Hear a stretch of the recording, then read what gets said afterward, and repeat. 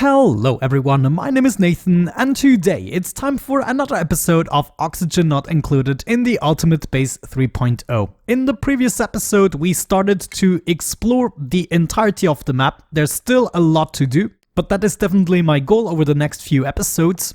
I just made my way over here to collect another artifact, and now we're making our way back home in order to refuel. So once the rocket lands, it will be automatically refueled and we can go on another mission. While exploring, I would like to tackle another thing, namely on Crudiel here with this minor volcano. I would like to start making the petroleum boiler. We have all of this nice and cooled down crude oil at our disposal, and I think it's time to convert it into petroleum. We're gonna collect a whole lot of it over the next 1000 cycles or so. Some of it we might use for power, we'll see. Now, before we do that, we actually discovered yet another planetoid. Let's check this one out. It's down here at the bottom, containing a cool slush geyser and a polluted water vent, and also an aquatic biome. So this one is all about water. But yeah, let's get started with this build. How do we want to do that? First of all, I would like to collect the produced magma from this volcano in some sort of a basin. So let's say we let it dribble down here, and then we set up something like that, containing the volcano. I still have to access it, so temporarily we get rid of some of these. And then at the bottom I also want some space for the magma to flow and be collected. Before we continue, maybe let me explain what we're going for. Basically, we want to pump up the crude oil. It will go somewhere near the minor volcano where we collect magma in order to produce heat. The crude oil is going to be converted to petroleum at 400 degrees. And then the resulting petroleum will be used in order to preheat the oil we're pumping up. And at the same time, the petroleum gets cooled down a little bit. Then somewhere at the bottom, we hopefully get some nice chilly petroleum, we'll see, that we then can utilize for whatever purpose. I would like this minor volcano to produce a little bit of backup magma, which we're gonna collect right here. We can then continue this a little bit, and somewhere I would like to make a step. So all of this can be filled up, and because of that lip we have, there is only space for one full magma tile, which means it can flow another 10 tiles. And then on the 11th tile we are gonna collect the magma. Actually, we don't necessarily have to do that. We'll see how much space we need, but it doesn't need to dribble down in little packets. I rather collect a whole bunch of magma and let them drop down in big portions. So let's first think about the cooling loop. We want a way for the produced petroleum to travel across, dribble down, and travel across again. And just so that I'm capable of accessing this, I'm gonna make this too high. There, Donkey Kong style, we are going down until we reach a little collection area at the bottom. Let's use all of this space here for the collection area. This room eventually can be walled off like this. As for the magma, we want to prevent it from dropping down uncontrolled. And for that purpose, we should go with a steel door. Looks like I need to resupply the steel for this world. We'll be adding one door here and another one here. This way we can collect exactly 2 tiles worth of magma. If we have the bottom door closed, we can open the top one, collecting 2 tiles here, then close the top one, and by opening the bottom one, we would only drop the 2 tiles. Now there's one thing I forgot. Yeah, we can't have this right here. We have to go a little bit further because I need the space to set up the room where we convert the oil to petroleum, and then it can be pushed up to this place going the Donkey Kong path. Let's try to set this up right here. I'm probably gonna need about 3 spaces. So 3 spaces empty, and then we have some metal tiles that we're gonna use with a door and everything in order to heat up the petroleum. Or the oil. Oil is heavier than petroleum, so the more petroleum we produce, the higher up it goes, and then at some point it can swap over. So this here really is the space we need, and then at this point we can drop the magma. To indicate that, we'll have our liquid vent right here. Now I also know where my steel mechanized airlocks are gonna go. Okay, now I just need to make sure that I can temporarily access everything. Let me see, I want to build some obsidian ladders. These are going to be permanently in there. And as a matter of fact, for maintenance purposes, we can also set up some ladders here. Some of them I'll have to remove for other stuff, but we'll see. Good, with that out of the way, we're gonna unpause and also send over some steel to Crudiel. Manufactured materials, bring it my duplicants, and we're gonna click this a couple of times. As a matter of fact, let's set this to 400 kilograms, and there are all the payloads. Wonderful. Also, my rocket back in 1.6 cycles gives us a little bit of time to still work on the contraption. Something else we can already do is set up the cooling pipes. I'm gonna build them out of iron in this case, and only on top of actual tiles here. Also at the very end I want to leave a little bit of free space with insulated pipes because sometimes that leads to conflicts, I observed. Anyways, the rest I'm gonna connect with insulated piping, or you could also use just normal piping, and then this pipe would actually be coming from the bottom with the oil. As for the heat exchange, I think I'm gonna try something else. I'm gonna do 2 steel doors here. Then we'll have another 2 steel tiles, and this is where we are gonna drop the magma. So right here, it's gonna transfer the heat over to these 2 doors, as well as these blocks that are gonna produce the petroleum. And then let me see, I would like to do something with the debris. So instead of it landing on a tile, we just need to use another door. Is this using too much steel? No, I don't care about it. Let's send over some more. You know what? This is stupid. I don't really need 2 doors here. Let's just go with 1. And this is still gonna transfer the heat just as quickly. And then we're gonna finish this off with igneous rock tiles. Nice. Then here at the bottom, as mentioned, I would like to see another door in case we get some debris. We can open this up and then it's just gonna drop down into a steam room of some sorts in order to get some more power out of this, as well as cool down the igneous rock. So we can basically round all of this off with a little wall here. Let's maybe save some more space here by placing the door like this. And then we can just fill this up with tiles. Good.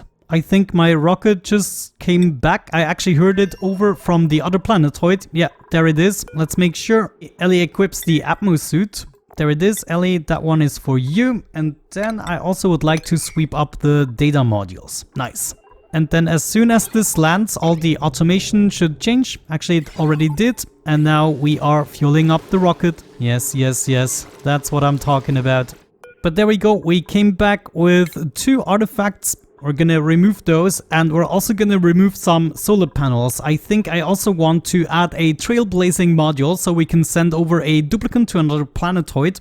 Yeah, as a matter of fact, I would like to build a second rat bolt engine, maybe on the left side, and then here in the center we can make some nuclear fallout collection chamber. That would actually be fairly interesting. But for now, I'm gonna remove the solar panels we don't need. We basically just need 4 of them. 3 would probably also do. We don't need as many artifact modules, especially if we want to colonize another planetoid. Yeah, I think the rat bolt engine is quite versatile, so I'm happy we switched to that one, even though the rocket heights are quite limiting. Alrighty, I thought about the dropping mechanism a little bit and I decided to get rid of that door here. Instead, we're gonna pick it up with a auto sweeper. I believe if we set up an auto sweeper here, we should be able to reach everything, namely the tiles here at the bottom. And then at the same time, we can also set up a robo miner that is gonna mine the solidified tiles there. Now, the robo miner seems to be taking up 2 spaces. Ooh, that could actually be a close call. And then it needs to be placed against the wall, right? I have to get these 2 tiles in place in order to judge whether or not I can still reach everything. But it looks like I will have to do at least a little bit of rearranging. Auto sweeper is still able to reach the bottom tile. What about the miner? Let's see. Right here. Yeah, cannot reach the bottom tile. So that makes me wonder, do we even need the bottom tile? You know, that makes me wonder, could we just take the auto sweeper? Let's build this out of copper and build it right there, cooling it down with this tile, and the magma that drops shouldn't overheat it because it cannot transfer the heat. I don't actually know that. I'm just hoping this is correct. And then we can have our robo miner here as well. And we need to have it on this tile, so I can build this iron tile here and also have a cooling mechanism for that one going on. Good. We would then pick things up from the bottom and put it into this room in order to be cooled down. This room is also, at least on the top, we're gonna have there our steam turbine. That was a grammatically weird sentence. Sorry about that. Oh no, like this I cannot actually close off the room here. Oh no! You know what? I'm gonna remodel this to only deal with one tile. It's gonna make it a lot easier and we can get as many tiles as we want, right? If we just use up one tile, once that is over, we just get another tile. Yeah, all I would have to do is move this door one block up, so we only collect one tile. Then it would drop down here and I can fill these guys up, remove these, even gain some more space here for the steam turbine, so this can also move one block up, giving me a larger steam room. Yeah, it's not worth doing the two tiles if there is a much easier solution with one magma tile. So I'll be right back with the modifications in a bit. Alrighty, we are one step further into the process. As mentioned, I reduced it to only one tile, so now we will drop one tile down, and when it solidifies, this RoboMiner will be able to mine it. Afterwards, the auto sweeper is gonna pick it up, put it into this conveyor loader, and then we're gonna send it through this small steam chamber to cool it down to 200 degrees. Afterwards, I'm probably gonna drop it into the crude oil or just run it once through the crude oil to get the final shipping temperatures.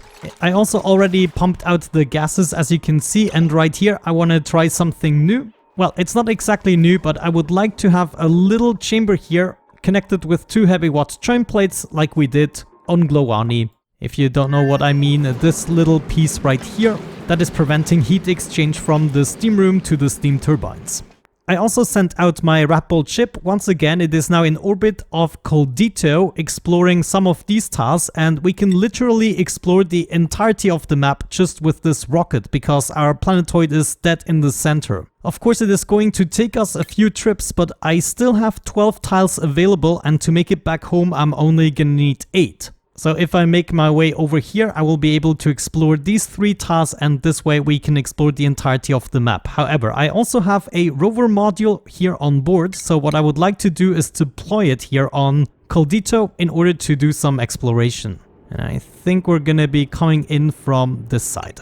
Then I'm gonna go ahead, move one tile over to explore some more of these, and we can have a look here at the rover, tell him to do something. Let's see. Yeah, looks like we're gonna have an easy time digging our way down here. Actually, maybe we'll have to focus a little bit here with the rover. Then we hop down here, go down even more, check out this part, go down here. Yeah, that should be good. Let's unpause and get this done. I presume since the planetoid is so tiny, we're gonna be able to locate the iron volcano without issues.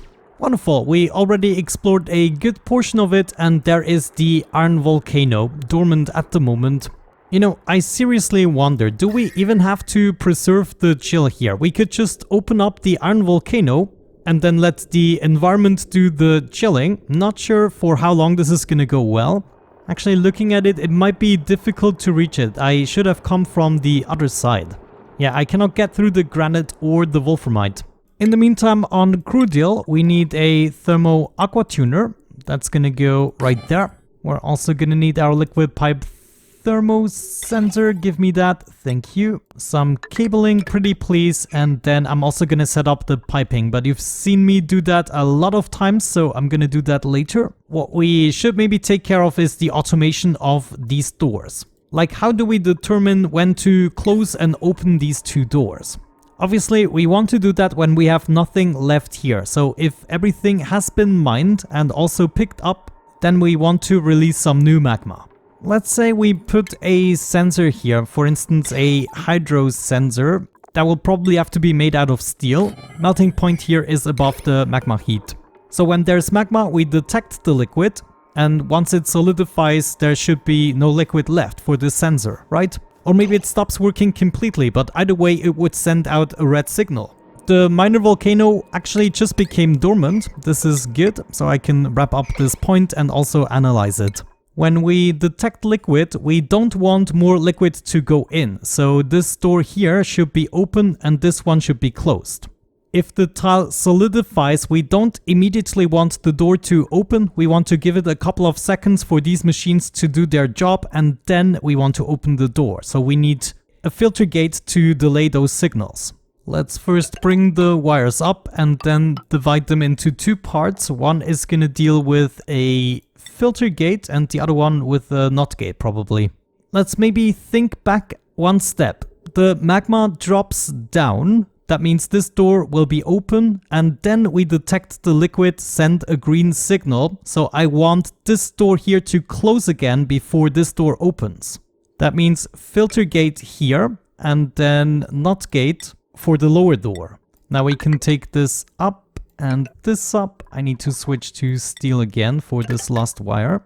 This door is open, magma drops, then it closes this door, and then it opens this door.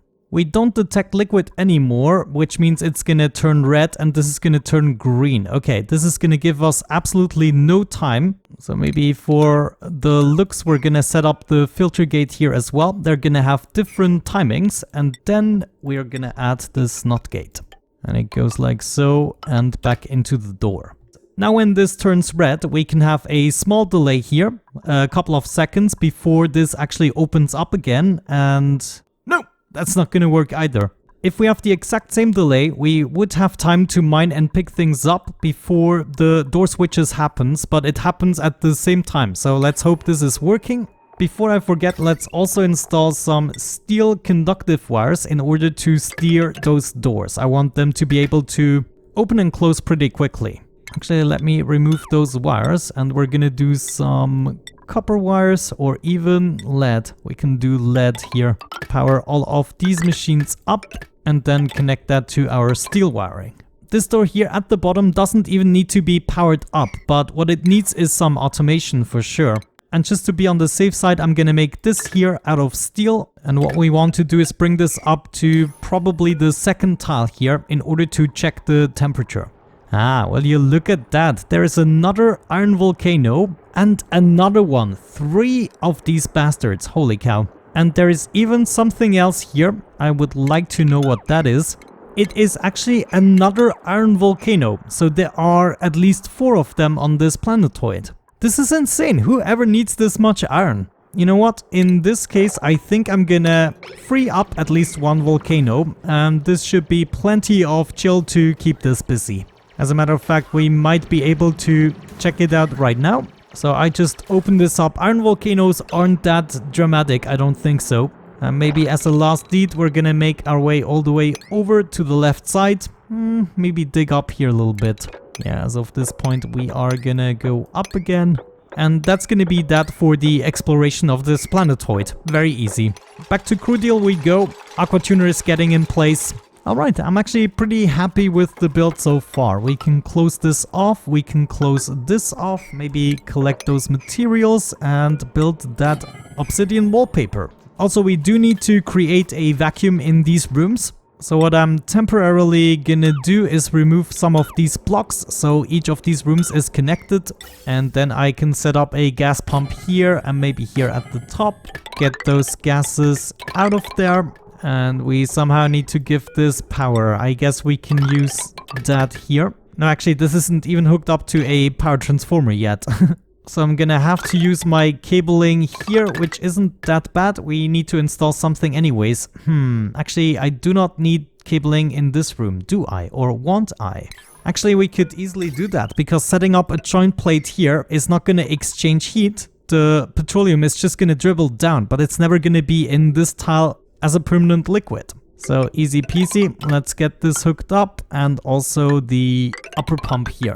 Alright, I'll be right back once we can get to the next step. Actually, we should make sure this liquid lock is in place. I'm also gonna build this out of crude oil, so we have some crude oil here on these 2 tiles. And then later on, of course, we'll also include the cooling loop with the aquatuner here to keep everything at the desired temperatures. Alrighty, I'm back and we're practically done with the contraption. I added a couple of things such as the conveyor shutoff. You've seen me do this in previous episodes. It's the exact same system. So my items are going to be brought to this conveyor loader. They are going down over a bridge here. So this is connected like so, and this here is not connected. That means the bridge will not have priority. The items can then go through the room, and right here I'm gonna check them. If they are below, let's say 200 degrees, then they are allowed to go through the shutoff. Actually, I need to say above 200 degrees, because that means they need to take another round.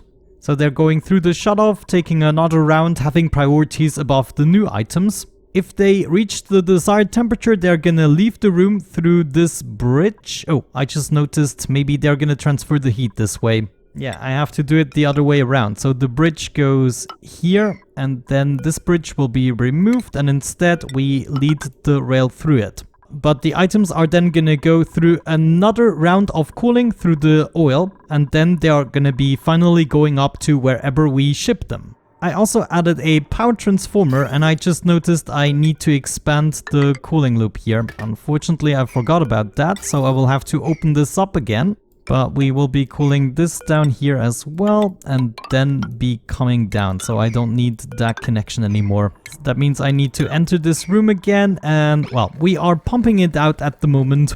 It is certainly gonna take a while. I'm also installing a liquid pump here in order to get the petroleum out of there eventually. Now, instead of starting the cooling here, I think we should already start it at the bottom. Do I have something? I don't even have iron anymore. I need to send some over. I already loaded this up with iron. Let's send over like 800 units. And before I forget, I already sent my rocket yet on another mission. This time we are going down here, and I'm gonna deploy a rover on this planetoid to explore it. And we're gonna go in at this point, I guess. And then I can continue my journey in order to discover all of these tiles. Ah, there is the crashed satellite. Is this one also radioactive? Wonderful. And there is another contraption emitting radiation. So right here, it's gonna be fairly easy to ship the materials. I'm actually gonna make my way in here in order to preserve the gases we already have. And then we're gonna start to explore this planetoid in the next episode. As for Crudiel, we built everything. Is there something I haven't shown yet? There is also the loop for the aqua tuner going through the liquid reservoir as per usual. And then I'm just gonna remodel this part here. So I guess in the next episode we'll be able to get this launched. Actually, it's gonna take 19 cycles until the contraption needs to be completed, and that is definitely gonna be in the next episode.